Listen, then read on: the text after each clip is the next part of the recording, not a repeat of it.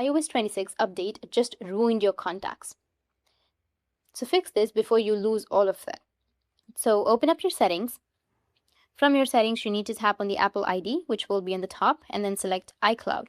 Once you've done that, you need to scroll down a bit and then go with passwords. And now you need to go and disable sync this iPhone from here, and then simply enable it. After this, you can go back and then tap on See All, which will be on the top, and then find the Contacts app from here.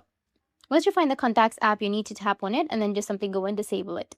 And then again turn it on and make sure that you've synced. For solution 2, you can offload and reinstall the Contacts app. So go to your settings and then scroll down and tap on General. Under General, you need to scroll down again and then go with iPhone storage.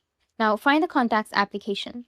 Or you can also go with search and then search for the contacts. Now you need to go and just offload the application. Confirm your choice by tapping on offload app again and then choose reinstall app.